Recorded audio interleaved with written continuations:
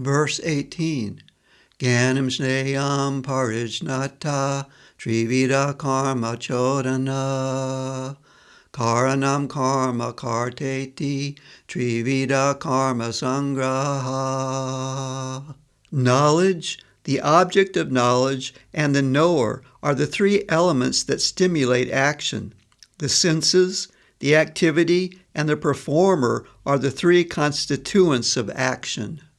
Verse 19. Gyanam karma cha karta cha tridaiva guna bedataha prochate guna sankyani yatavachtrinu tanyapi. According to the Sankhya text, knowledge, action, and the performer of action have been classified in three ways according to the modes of nature. Now hear about these. Verse 20. Sarva bhuteshu yenaikam bhavam avyayam ikshate avibhaktam vibhabdeshu tajyanam vidi sattvikam. Knowledge in which the one undivided imperishable element is perceived in all variegated species of life is considered to be knowledge in the mode of goodness. Verse 21. Prihakvena tu yajganam nanabhavam prihagvidan veti sarveshu bhuteshu tajyanam vidi rajasam. However, that knowledge by which one perceives that within different bodies there is a different kind of living being is known to be in the mode of passion. Verse 22. Yatu Krishna vadi kasmin karye saktam ahaiktukam atavarta vadalpam cha tatamasam udahritam.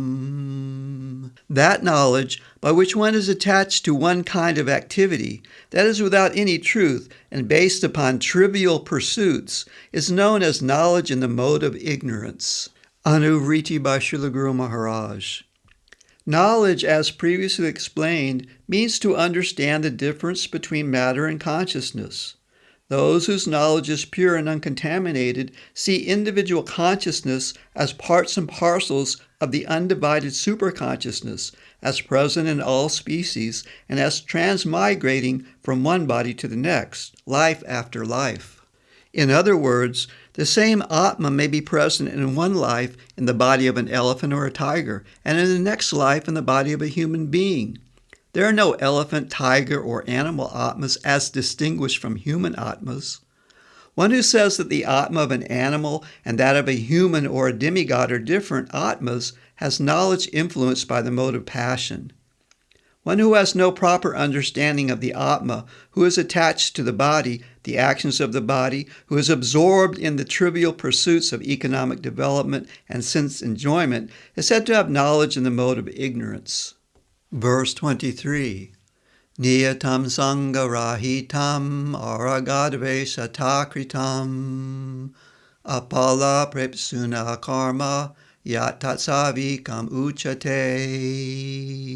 Regulated actions performed without attachment or aversion and with no desire for results are said to be in the mode of goodness. Verse 24. Yatu kamipsuna karma sahankarena vapunaha kriyate bahulayasam tadrajasam udahritam. Actions undertaken out of pride to reap some benefit and with great endeavor are said to be in the mode of passion. Verse 25. Anubandam ksayam himsam anapeksha cha porsam mohadarabhyate karma yatatama samuchate. Actions performed out of bewilderment, without consideration of consequences, loss, injury, and one's personal capacity are said to be in the mode of ignorance. Verse 26. Mukta sango nahambadi drityutsaha samanvitaha sidya asidyor nirvikaraha kartasadvika uchate. Those who perform activities without attachment, devoid of egotism, who are tolerant, enthusiastic, and unaffected by loss or gain, are said to be in the mode of goodness. Verse 27. Ragi karma pala prepsur lupto himsatmako shuchahi harsha sokanvita karta rajasa parikirtitaha. Those who perform work desiring to enjoy the results of their actions, who are greedy, violent by nature, impure, and affected by happiness and distress, are said to be in the mode of passion. Verse 28. Ayukta prakrita stabda shato naishkritiko lasaha vishade dirga sutricha karta tamasa uchate. Those who perform work in an undisciplined manner, those who are coarse, stubborn, unscrupulous, offensive, lazy, bad-tempered, and procrastinate, are said to be in the mode of ignorance. Anuvriti by Srila Guru Maharaj. Herein actions in goodness, passion, and ignorance are described. When one looks at the world today, bearing in mind the different modes of action and their characteristics, then it is no wonder that the planet is in such a state of conflict, inflation, depression, economic despair, confusion, and denial. When people are busy exercising their overinflated egos, acting unscrupulously and violently toward their fellow human beings and animals, how are we to expect any improvement in the world? How can there be peace? Therefore, it is the duty of every sane human being to cultivate knowledge and actions in the mode of goodness that are without attachment or aversion and are free from desire and egotism. Life is a science, and Sri Krishna says that through our actions we reap the harvest of our good or bad karma. Verse 29. Buddharbedam driteschaiva gunatastri vidam shrinu prochamanam asheshena prihatvena dhananjaya. O Dhananjaya, please hear as I now describe to you in detail the various mentalities and determination according to the three modes of nature. Verse 30. Pravritim cha nivritim cha karya karye bhaya bhaye bandha moksham cha yaveti buddhisa partha sattviki. O Partha, the mentality in the mode of goodness is that which can distinguish what should be done and what should not be done, duty and non-duty, what is to be feared and what is not to be feared, and the nature of material bondage and liberation. Verse 31. Yaya dharmam adharmam cha karyam eva cha ayatavat prajanati buddhisa partha rajasi. O Partha, the mentality in the mode of passion cannot distinguish between dharma and adharma, cannot discern what is right and what is wrong, and cannot decide what is duty and what is not duty. Verse 32. Adharmam dharmam itiya manyate tamasavrita sarvatam viparitamscha buddhisa partha tamasi. O Partha, the mentality in the mode of ignorance regards that which is adharma to be dharma, and that which is dharma to be adharma.